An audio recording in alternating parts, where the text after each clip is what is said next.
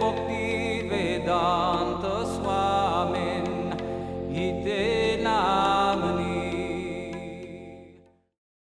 And then he had a conversation. He asked, with the whole audience, he asked the devotees there, is everybody chanting their 16 rounds? Just kind of out of the blue, he asked. And he said, is anybody chanting their 16 rounds? Everybody just was silent. No one said anything. And then he asked again.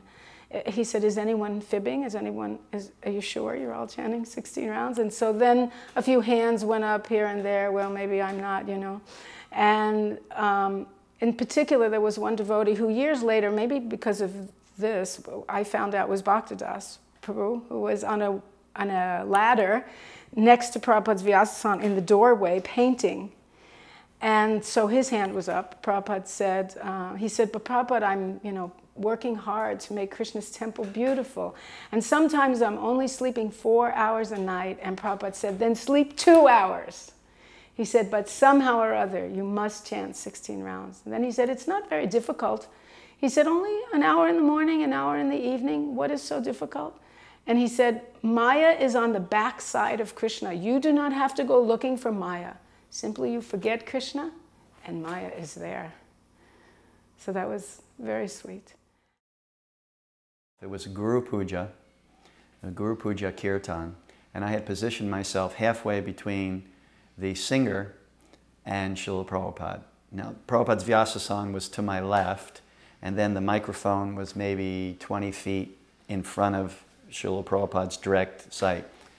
So I won't say the names of the devotee who was leading the kirtan for posterity's sake, but anyway, they had a reputation of being a kind of an orchestrated kirtan approach.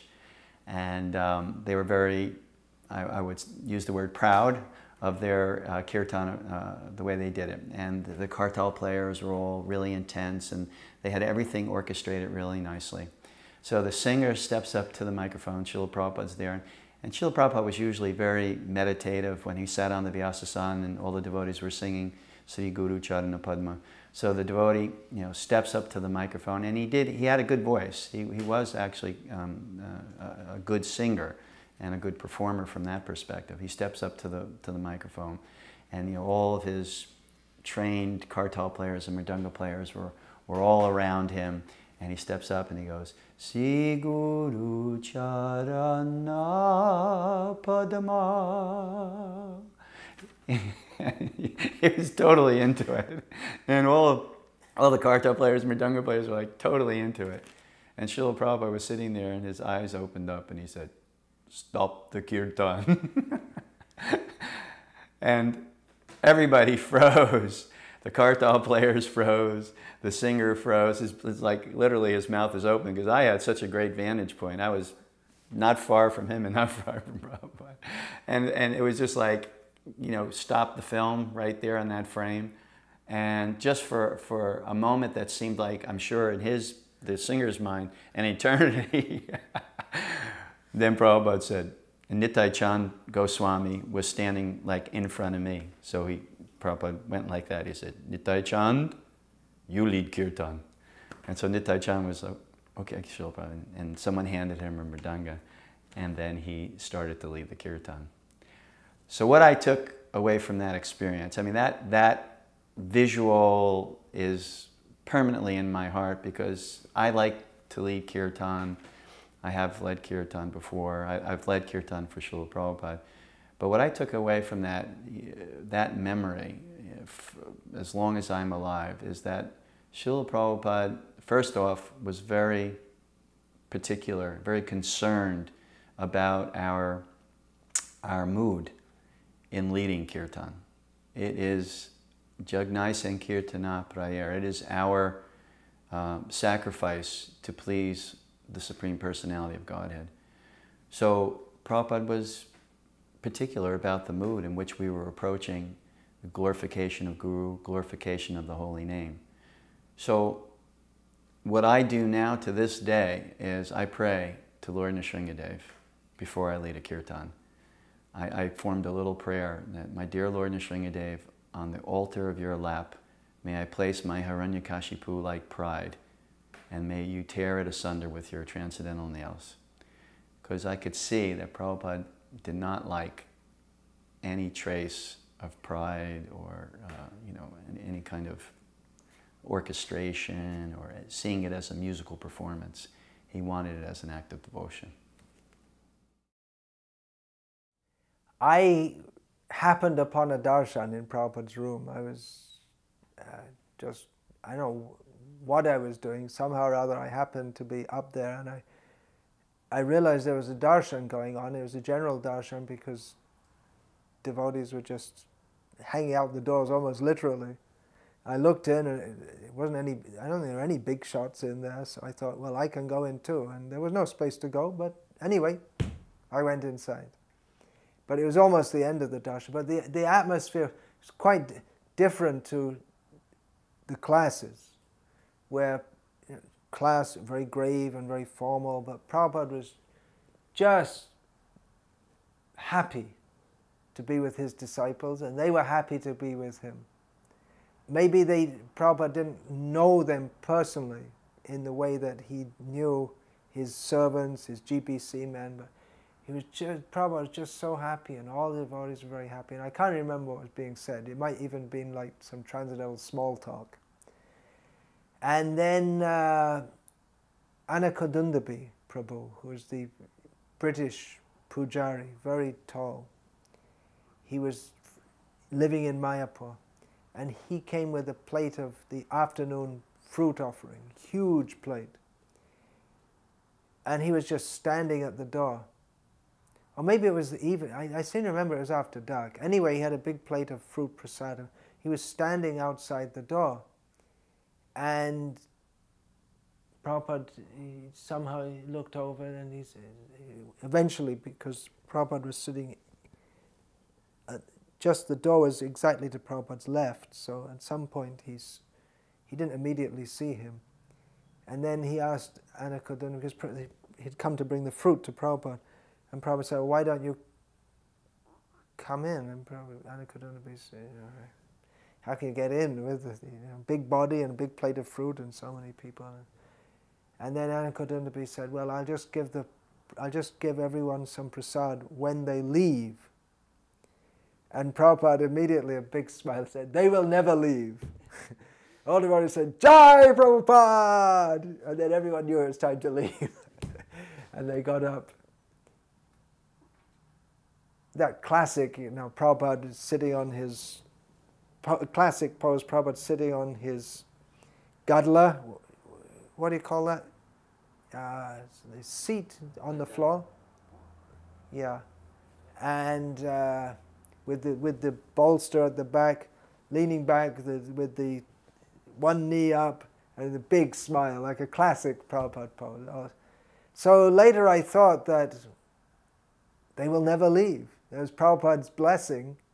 No one can leave Prabhupada, even if superficially some devotees appear to leave. But actually, Prabhupada's caught us. We can never leave him. He's caught us in the bondage of love.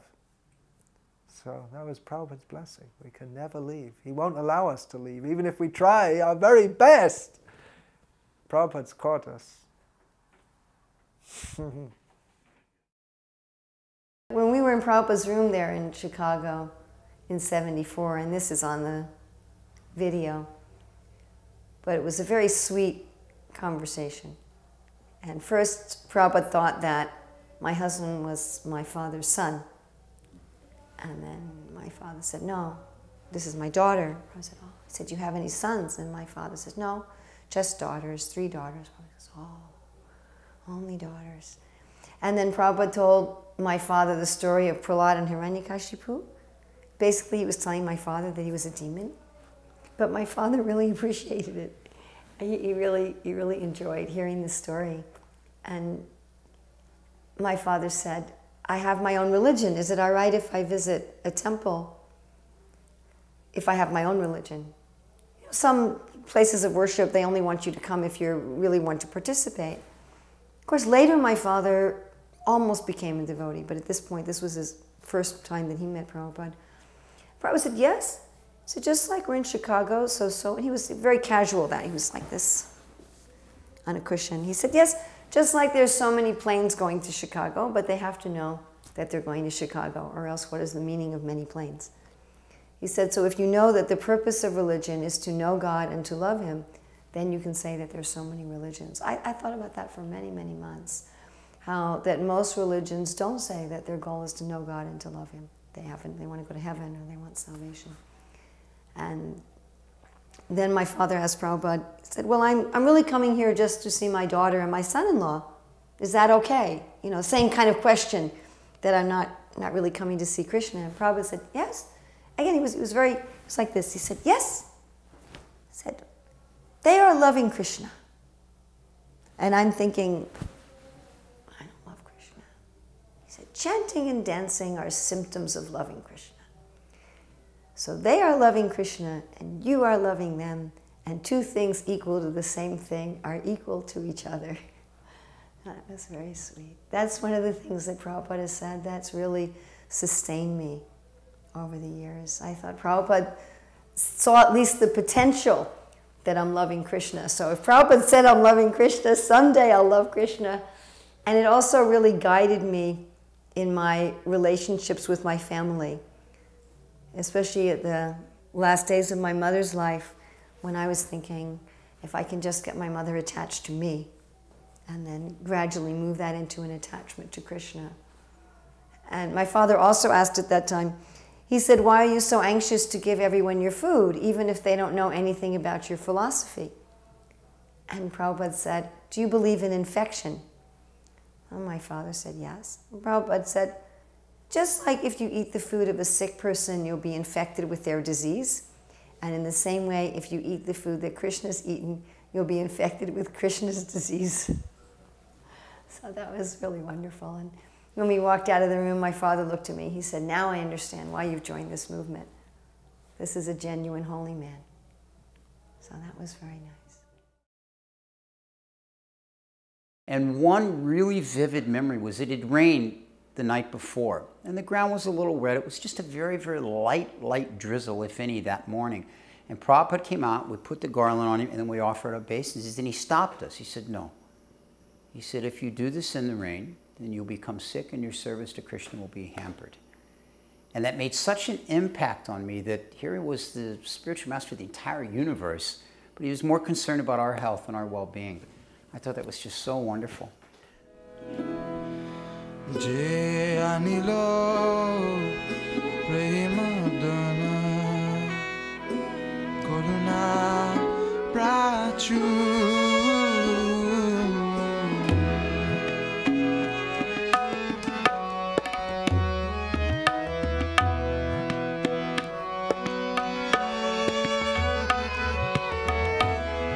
Je anilo premadana